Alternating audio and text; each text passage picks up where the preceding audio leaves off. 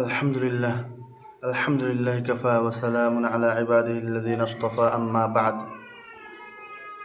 প্রিয় দর্শক শ্রোতা, আজকে আবারও আমরা আরও একটা মাসআলা নিয়ে হাজির হয়েছি যে আমাদের নামাজ পড়ার জন্য পাকি শর্ত, আমাদের নামাজ পড়ার জন্য অজু শর্ত।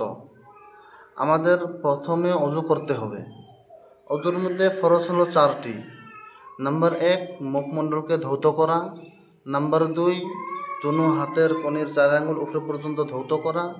নাম্বার 3, মাথার 4 ভাগের 1 ভাগ মুসাহ করা। নাম্বার 4, দুনো পায়ের টাকনো পর্যন্ত ধৌত করা।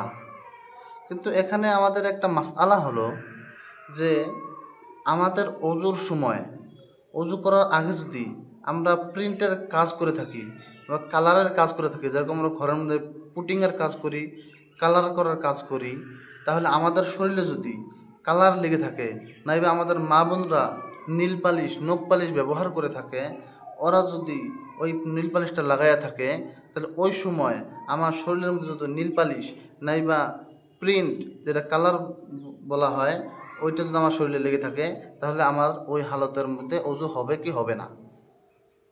আমরা একটা কথা মনে রাখি এখানে, যে আমাদের শরীরের মধ্যে যদি নীল পালিশ নাইবা কালার লেগে থাকে, তাহলে ওই জায়গাটার মধ্যে আমাদের চামড়ার মধ্যে পানিটা পৌঁছবে না।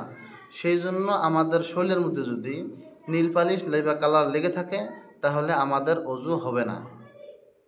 এখানে আমরা একটা কায়দা মনে রাখি যে প্রত্যেক ওই বস্তু, যেই বস্তুটা নাকি আমার চামড়ার মধ্যে আমার অজু আওজায় অজুর মধ্যে পানি পৌঁছানোর জন্য মানে হয়, পানি পৌঁছানোর জন্য রোকাওয়াট হয়, তাহলে ওই বস্তুটা যদি আমার শরীরে লেগে থাকে, তাহলে আমার ওই শরীরের ওই বস্তুটা আমার শরীরের মধ্যে লেগে থাকা পর্যন্ত আমার অজু হবে না।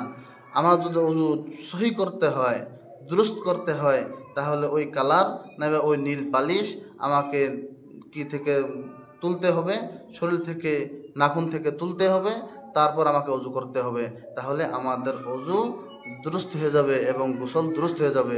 অজু এবং গোসলের জন্য যেগুলো আজা ধোয়া ফরজ, ওই অজুগুলোর মধ্যে, ওই আজাগুলোর মধ্যেও যদি নীল পালিশ নাইবা কালার নাইবা এরকম ধরনের বস্তু, যেই বস্তুগুলো লেগে থাকলে আমাদের ওখানে পানি পৌঁছানোর জন্য মানে হয়, রুকাওয়াট হয়, তাহলে ওই বস্তুগুলো যদি লেগে থাকে, তাহলে আমার ওই বস্তুগুলো লেগে থাকা অবস্থায় যদি আমি অজু গোসল করি, তাহলে আমার অজু গোসল হবে না।